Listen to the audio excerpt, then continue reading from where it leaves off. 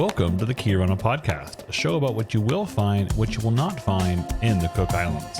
And now here's your host, Chantal Napa.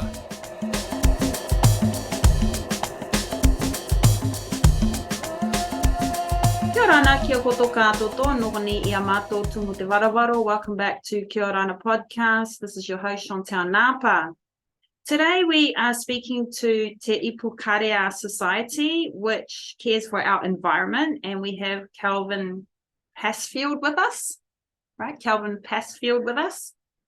So if you went on the internet, everybody, and you looked up Te Ipukarea Society, the statement that they have on their homepage of their website is Te Ipukarea Society is an environmental organization in the Cook Islands formed to help look after our Ipukarea, our heritage.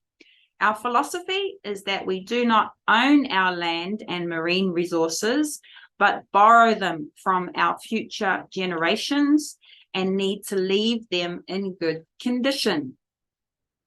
I have been wanting to sit down with you, Kelvin, for about a year. So thank you so much, because I know that you're really busy with your cause. Busy with your cause. Can you please explain to me how long you've been with Te Ipukarea Society and take us on a journey, please. Okay, thanks, Chantal. Thanks very much for the opportunity. I've been with Te Ipukarea Society as an employee for about 10 years now, maybe 11.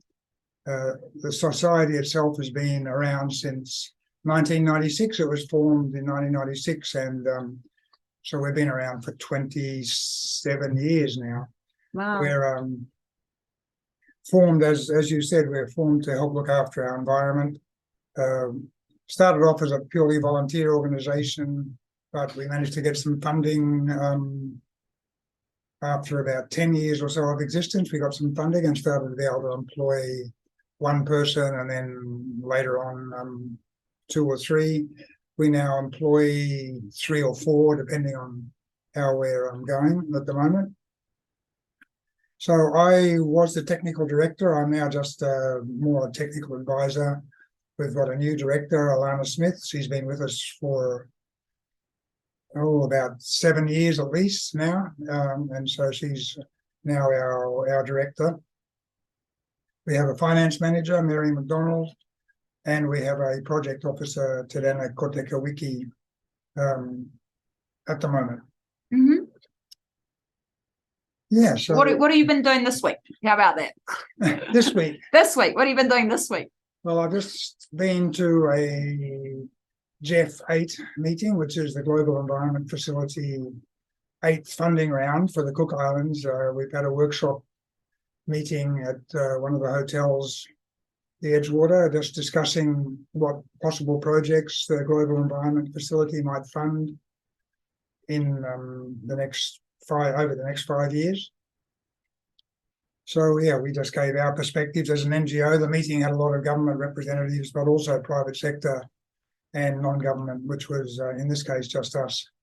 What would be an example, Kelvin, that they would say yes to fund? Well,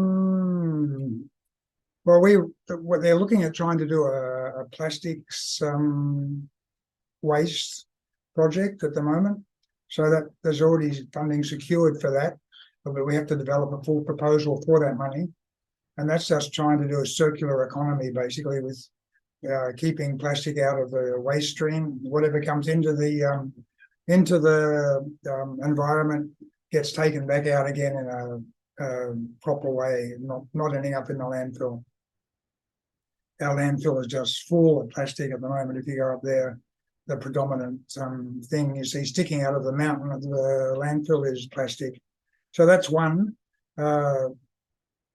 We suggested maybe we could try an urban mining project, which would be mining that landfill to try and get the recyclables out of it that have been just dumped in there over the years. And that way we'd reduce the size of the landfill quite a lot and get some of that toxic waste out of the country or recycled into usable products. So that's one example. Another project that we've done a small scale one on is coastal erosion project in Orana. We did a geotextile sandbag wall to try and stop losing that land at the Orana harbour into the lagoon, and that being quite successful. It was backed up with vetiver grass planted behind the wall, and then native vines and native trees behind it to build several layers of protection against the ocean. So that's been a successful project, and we're hoping we might be able to upscale that with some funding in future from the Global Environment Facility or from anywhere else. We're not fussy about where we get our funds from, anywhere that... the Te Ipukarea grass, isn't that just... I was only just introduced to that a couple of years ago properly. Like, I've seen it, but I didn't know it was Te Ipukarea grass, right? Yeah. And I think it was Justine Flanagan who showed me, Yeah, Justin and Andy are big advocates of vetiver. And yeah, it's a great grass or plant to help with erosion. Erosion, yes. Very long roots. Yes. And it doesn't spread. It's not fertile. So the seed, it does have seeds, but the seeds don't grow. So it only grows out into a clump wherever you plant it. It doesn't go crazy. So yeah, it's very good. It still needs to be controlled. It gets a bit tall and a bit ugly and a bit brown when it's not raining, etc. But it's the roots that really do the job. The magic. Yeah. So that's how I've seen it referred to as one of nature's engineers when it comes to erosion control. So yeah, that's another project. We promote reusable water bottles and people to not use single-use plastics.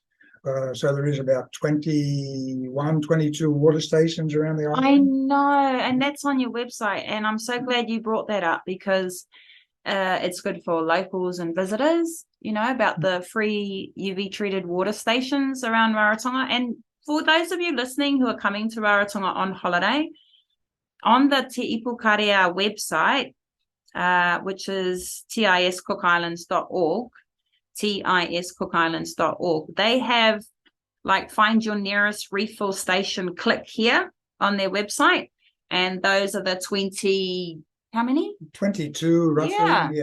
Yeah, which is free UV treated water refill stations positioned all around Rarotonga. Yeah, so that's a good way to reduce the impact of tourism, for example, and for locals as well. I mean, locals buy a lot of bottled water as well, and there's no need. You just get a reusable water bottle. We actually sell some thermal reusable water bottles at our office. Are the same as Hydro Flask type bottles, which especially the US market would know about. And yeah, you can just use them for water, or you can use them for anything else. Of course, beer is quite a common commodity in my water bottle because it keeps it cold. So that's another thing we promote. We encourage the resorts and hotels around the island to also promote that with their customers. And to let visitors know about the free water treated water stations, because then they would be less inclined to sort of buy water, because they'd be thinking, oh, well, actually, I can just go to the water stations and refill my bottle. Yeah, save money and save our environment to some extent. So that's So the plastic's a big problem, Kelvin? Plastic's a huge problem, absolutely a massive problem here. It just ends up in the ocean, ends up in even in our food system, because it breaks down into smaller and smaller pieces. You can't even see them, and they just get absorbed into the fish that we eat, into the shellfish that we eat, into everything basically, and perhaps even into the water we're drinking. Not out of the filtered water stations, because they're filtered. So, so that's another one of our projects. We've had another project based on waste reduction as well, and that's a reusable, what do you call, feminine hygiene product. So fantastic. Yeah, fantastic. I got my children, my girls, last year, Kelvin, onto period underwear.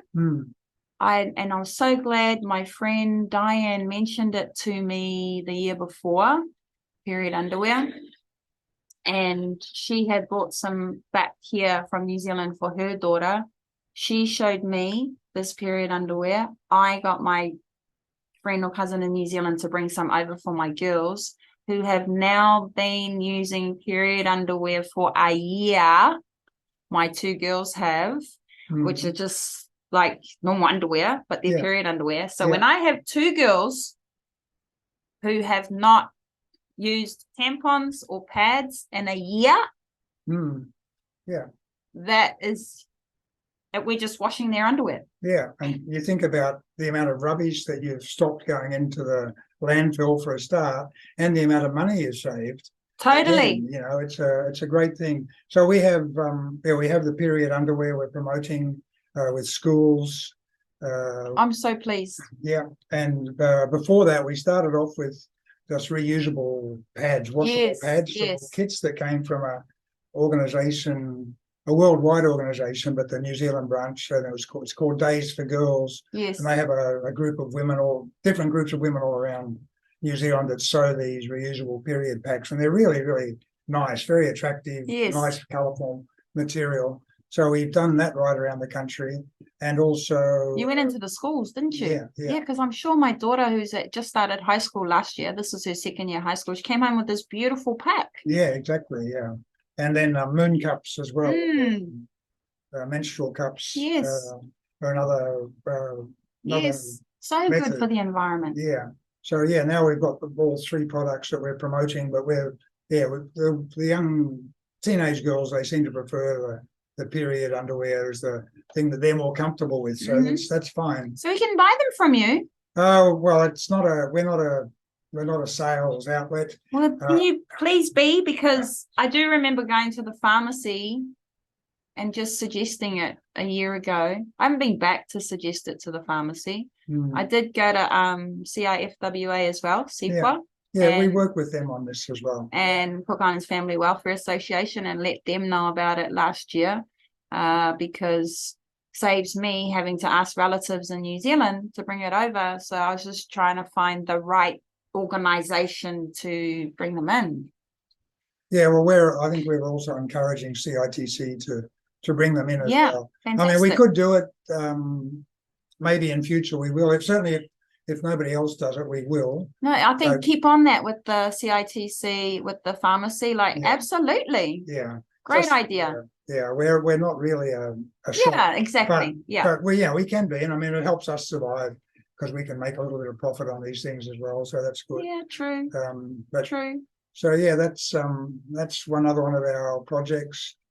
A few years ago, we had a composting and worm farming project too in all the schools around the country, providing worm farms, these hungry bin worm farms, which are a New Zealand manufactured worm farm, and compost bins as well separately. So that was quite successful, but we find that project needs annual revisits and updates because the school children move on, the teachers move on, and there's a bit of a loss of corporate knowledge on how to run them and how to look after them.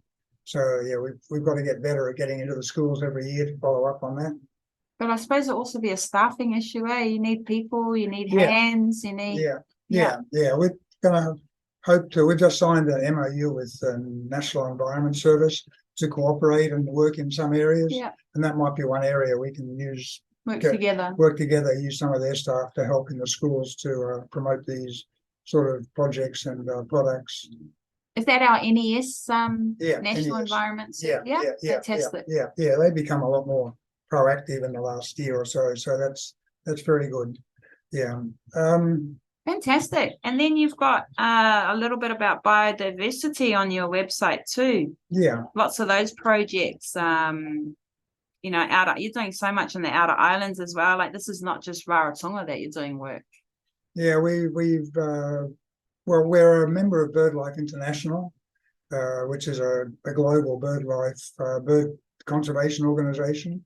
And with help from them and others, we've been doing some rat eradications, invasive species eradication. So we've got rats we had rats up on Saguaro Atoll. It's our national park, Mhm. and that's also a very important seabird island. Yeah, can you tell everybody about Saguaro, please? Because not a lot of people on this show know about Saguaro, you know? No, Saguaro is an atoll, as all our most of our northern group islands are atolls, which you probably all know what atolls are.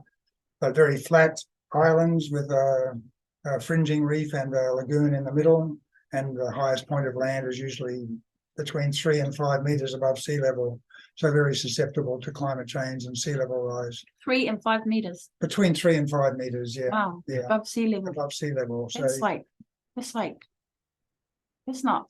it's not high. Yeah, it's like going up. You can walk upstairs. That's about it. Oh, because I remember way back in 2020, I interviewed a man, Tokero Jim. Yeah. And he was probably the only person that I've interviewed in 3 years who'd been to Saguaro. Yeah, Which is why I'm making a point of this, right? Yeah. Because not a lot of people go there because there's not actually a population of humans in Saguaro. It's just caretakers that go there. Yeah. And Tokero Jim said he went up there as a 17-year-old with his father. Yeah. And that was like 30 years ago. Yeah. And his father was the caretaker there for 4 or 5 or 6 months. And they got dropped off and picked up 5 months later. Yeah. Actually, I was up there with Tokero Jim's father and the family, but Tokero wasn't there at that stage. Yeah. But I was up there twice in 1989 and 1990 onto Saguaro, and Tangi Jim was the caretaker. His wife Marikino. That's 34 years ago, 35 years ago, Kelvin. His son Philip, who works at Culture. Yes. And his wife and the little kids, Sophie, who works at the Beachcomber. I mean, he had his whole tribe there, and they were there 6 months of the year, and then back to Rarotonga. But the next year, so every year they go for 6 months, because that's during the cyclone season. They come off because it's a bit too dangerous to be there. In theory, they've got a cyclone shelter built there now, so it's not so necessary, but it still happens. Yeah, now they've got Harry Papai is the ranger. He has been for the last 12 years. Is that Joy's dad? I don't know. She's a school teacher, because she has talked about her dad who loves going up there. Yeah, he loves going up there to be the caretaker. Yeah, he's really good. It's like his home. So yeah. And when we say caretaker, everyone, in Saguaro, Suwarrow island, they're like stamping people's passports who come by in yachts, making sure that people don't dump their rubbish. Yeah. When they come sailing past. Yeah, and make sure they don't go and bother the birds. They're just allowed to really hang around Home Island or Anchorage Island, rather, the island where they're no longer caretakers, they're now rangers. Because the Saguaro comes under the National Environment Service again. So they're park rangers that a ranger and an assistant ranger go up every year, and we've been up a number of times to do rat eradication work. Not the first times I was there. That's 89 and 90. I was working for the Ministry of Marine Resources then, and we were doing pearl farming trials back in those days. But now I'm no longer someone looking at economic development. I'm more looking at environmental conservation. So now looking at the protection of the birds. So we've done eradication of rats. What kind of birds do we have? We still in Saguaro? Yeah. What kind of birds do we have up there, Kelvin? We've got the tawake, which is a red-tailed tropic bird. We've got the kota'a, which is the frigate bird. 2 different frigates, greater frigate and lesser frigate. We've got red-footed booby birds, brown boobies, sooty terns. That's the most prolific bird up there. There's hundreds of thousands of sooty terns. Masked booby birds. How beautiful. Bristol side curlews. They're the main ones. And the rats are a problem. They can predate on the eggs and the chicks. So getting rid of the rats should help the birds do better. Although they've been doing fairly well, but we hope to get some more different species, maybe going back to Suara without the rats as well. That may have abandoned it 50, 100 years ago. Mm-hmm.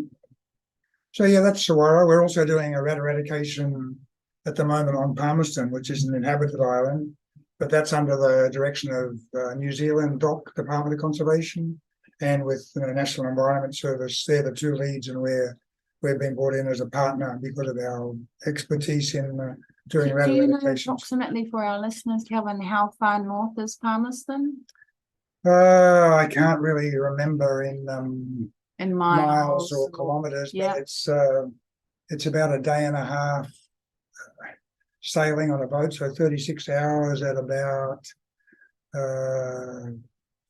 it'd be about 200 nautical miles, 250 maybe north, yeah. And then Suara is another 200 nautical miles further on, roughly. So it takes 4 days to get to Suara normally by boat, and a day and a half. And what boats have you been on, sort of, in your time in this capacity? The first boat I went up on, I think, was the Nivanga one, and the Nivanga was that used to be a boat, a ferry boat in Tuvalu. It's one of the Tuvalu, because Tuvalu doesn't have any airstrips on the outer islands, so they only travel by boat. So it's the Nivanga 1. Since then, they've had the Nivanga 2. They've now got the Nivanga 3, which is a very nice ferry in Tuvalu. I was just there a month ago. So the first was the Nivanga. The second one was the Kaksi Kala, which was a church boat. You're doing great with your memory. Apostolic Church or something. It was the Tiki Matapo and those guys. They were the ones looking after that boat at the time. It came from the Netherlands. You're talking 30 plus years ago. Yeah. And then after that, I went up on I went to Penryn, then later on a Nancy Griffith's first boat, but I can't remember the name of that one. That was an ex-Japanese fisheries training boat that she had. So, but the last 2 times I've been to Suara, well, 3 times has been on the Waka, the traditional voyaging canoe, the Maramara Atua. So that was a wonderful experience, both being on Suara but travelling by Waka. Oh my gosh. But just for people who they might have missed a couple of those episodes of mine where I interviewed some of the Waka crew. So Kelvin is going to help me describe the Wakas to you. They're double-hulled. Am I going to say catamaran? Double-hulled canoe, but voyaging canoe. So they take 16 crew. So they have bunks for 16 people down below, plus an extra bunk for the captain in the wheelhouse or the pare, I guess they call it. And it's got a traditional, a normal Bermuda sailing rig, but they also have a traditional Polynesian or sailing rig. Sailing rig. And a big steering oar at the back, not a nice little rudder or a steering wheel, but this great whopping big oar that you've got to handle. And when seas are rough, you might have to have 2 or 3 people even on that oar to keep the boat on course. Is it like a rudder?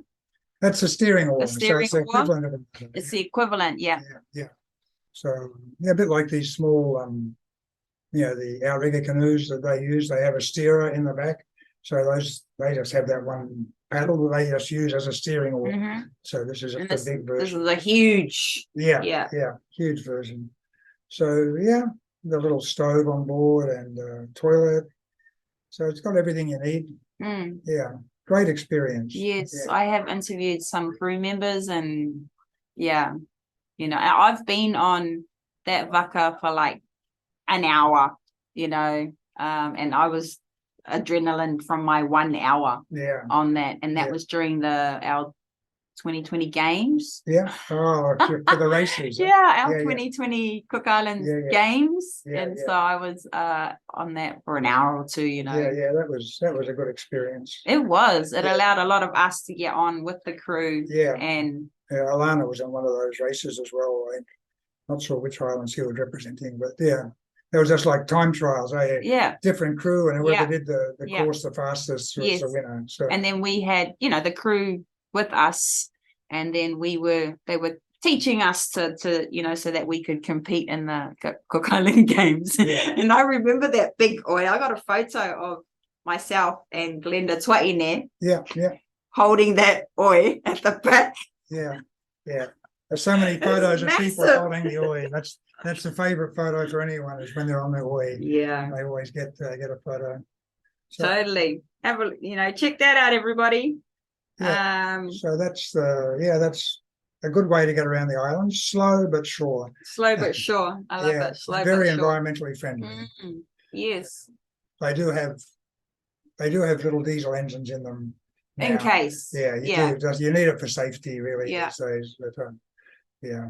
Because I remember when I chatted to some of the crew members, it was if they needed it, that little diesel engine. Yeah. And you've got people like Tua Pittman and Pea Patai, the captains and navigators. They know how to navigate traditionally by the stars. It was Pea that I sat down with last year or the year before. Yeah. I learned a lot from him that episode. Yeah. Well, he's got his new little boat, the Paikea, now. I saw her today when I was in town. Yeah. In the water yet or not? Well, I saw her today. I was in town, and then this tractor came, and then she was pulling this double hold, beautiful, and it said Paikea on the side. Yeah. So that's the new waka that Pea and the Te Marama Foundation and another voyaging foundation that's been established. So that's their boat, and then we've got the Maramaro Atua for the Cook Island Voyaging Society. So yeah, nice to have two boats now. And then there's still the Te Rarotonga in Aitutaki, but still needs a lot of repair. That was a plywood built boat, so it's deteriorated over the years. But that's the one that the Maramaro Atua and all those other boats from in the other Pacific Islands are all based on that same design for Te Rarotonga. So that's quite good. Te Rarotonga, which is in Aitutaki. Yeah, it's a Tom Davis design. So yeah, I guess that's a bit off track of what we're doing, but it's still, so I got to see Paikea on the tractor. Well, not on the tractor, like being pulled like the whole of town, through town, and everyone was just giving her She must have got in the water today. I'll have to check when I go back. Fantastic. So what would you like to talk about? You're doing a lot with the youth. You're doing a lot to build resilience. With climate change. There's quite a lot that you all do. You're the other area that we work in. We call it ecologically sustainable development. Ecologically sustainable development. Or eco sustainable development. Okay. Sure. And that encompasses so many things, but one of them is sustainable, or we're now calling it regenerative tourism. So we're trying to encourage tourism to, as it comes back after COVID, to be a different sort of tourism where it actually, the impact on the island's environment is positive rather than negative. So you get the tourists involved in doing the right thing when they're here, and that's what comes back to the single-use plastic water bottles, etc. But also maybe volunteering or helping with some community projects which are improving their environment. They would love that. Yeah. They would love to help raise awareness of the impacts of development and all these other issues, I'm sure they would. So that's one area of eco-sustainable development. The other one is sustainable fisheries, and we had a big campaign about 7 years ago now, I guess, against an increase in the purse seine fishery, an industrial fishing technique that's common in the Pacific. Very efficient way of fishing, but it also takes a lot of juvenile fish when they use these drifting fish aggregation devices. So we had a campaign around trying to get them to not use those drifting fish aggregation devices, go back to the old way of what was termed free school fishing. You just look for a school of fish and set your nets around that, rather than using this floating device which attracts all sorts of fish, sand turtles and sharks and other things, and they all get caught in the bycatch. So that was another campaign we had.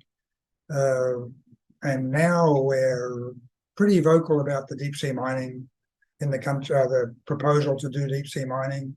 We've got 3 mining companies with exploration licenses. You've got Cook Islands Cobalt, Moana Minerals, and a joint venture company with the Cook Islands government, CIIC-GSR joint venture.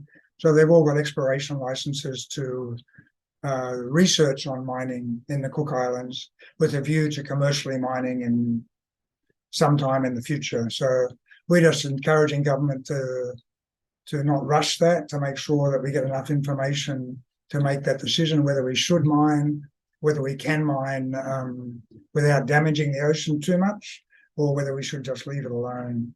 And we're also encouraging government to search for independent researchers to help make that decision rather than just relying on the mining companies, because we're pretty sure what result they'll come back with. They'll of course come back with the result that mining is feasible. We can do it with a very minimal impact on the environment. So let's go ahead. And should we trust that opinion when it's coming from them? So that's just another one of our concerns at the moment. You look very concerned. Yeah. I mean, because those listening can't see your face. Okay. Do I look concerned? Yeah, you look very concerned. Yeah. So that's a sort of a quick summary of the things we work on. I probably missed a few things. There's a reason why I'm saying nothing about seabed mining, because I don't know anything. Yeah. So, and I'm not going to pretend that I know. No, the government has done a lot of consultation with the people of the Cook Islands. They've been out to all the islands at least once, and some of them more than 2 or 3 times, talking about deep sea mining. But they're talking mainly about the potential economic benefits of what they'll get out of the mining. They're not talking enough about the potential risks.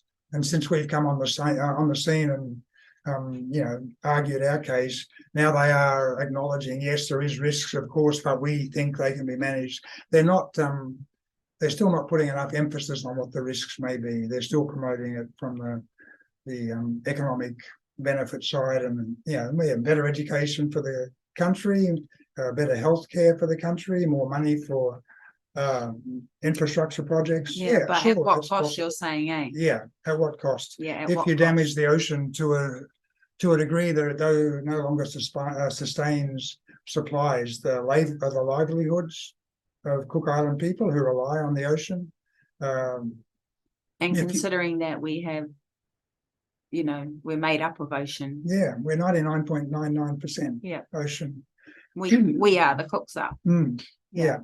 And the other aspect is climate change. We don't know what's stirring up all the sediment on the bottom of the ocean, which is the ocean is the biggest carbon storage mechanism for the world. If we start interfering with the chemistry of the ocean by stirring up the bottom, will it still be able to absorb that carbon and limit the impacts of climate change? These are questions we don't know the answer to, and we think we should be taking a long time to find out before we start commercially mining. Their argument is, of course, we need these minerals for a clean, green transition to electric cars, for the batteries, but that's not true either, because there's so many new technologies coming online with new metals, the metals that you don't need to get from the bottom of the ocean, much more common terrestrial minerals that you can use for batteries. So that technology is developing. By the time we get these minerals up from the bottom, there won't be a demand for them anymore, in my opinion. So interesting. What else? What else can we talk about? Well, I'm enjoying it because you're doing the talking, and see, that means I don't know anything, and then about this, which is great. I'm enjoying it. I'm learning. Thank you so much. I'm learning so much. That's good. Which is why I wanted to have you on the show like a year ago, because I knew you were this huge wealth of knowledge in an area that, I don't know much about, and then I like learning. Yeah, no, it's good. That's one of the things we try and do, is educate, raise awareness on issues. Yeah, it's our backyard. It's my backyard, Yeah.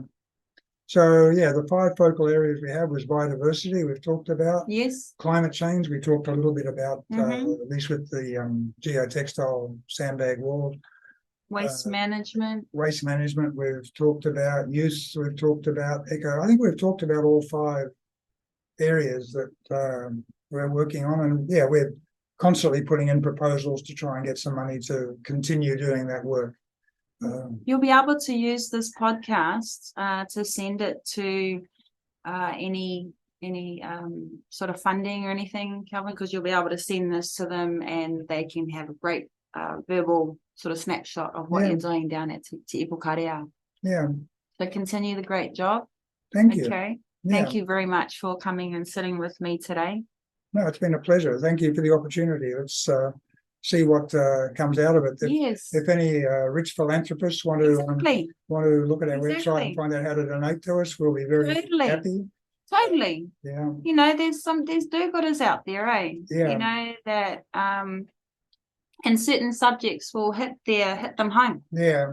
A lot of these big NGOs, like WWF and there's a whole, maybe Conservation International, whatever, they get quite a lot of money from what they call someone bequeaths, like in their will. Yes. They get huge amounts of money. Yes. Now, if we could get someone. Yeah, and they just need to know like about that, you. That's all. Yeah, that would, because at the moment we just live day to day. You know, find the money to pay the rent, pay the power, try and pay the staff. Yes.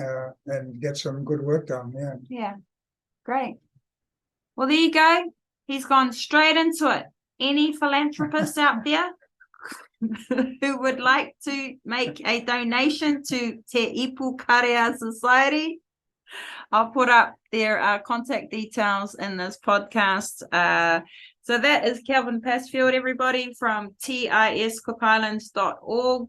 Thank you very much for listening. Thank you very much for your wealth of knowledge today. And we shall sit down again. All right, we shall sit down again. Well, maybe you could talk to Orana. Totally, please. Yeah. I was at the Women's Day recently, where she spoke. Women's Day. Yeah. What was it? International Women's Day. Yeah. At the Tamarind House restaurant, and Alana spoke there. Yeah. And I was like, wow, she's not using any prompts, like any cards, right? Flashcards. Yeah, no. Like, check out how smart this lady is, man. Yeah, no, she's been around long enough to know what she's talking about. Yeah, totally. Sure. Totally. Yeah. I'd love to. So please mention to her, and then we'll bring her on the show. That'd be fantastic. Okay. All right, everybody. Thanks a lot. That's us from Te Ipukarea Society, caring for our environment. Thanks a lot for listening to Kia Orana podcast. We'll be in touch soon with you all. Stay safe. Noko ni ia matou aroa I atu kia koutou katoa. May you live long. Thank you very much. Aere Ra. Kia Manuia means good luck. Thanks, and bye for now.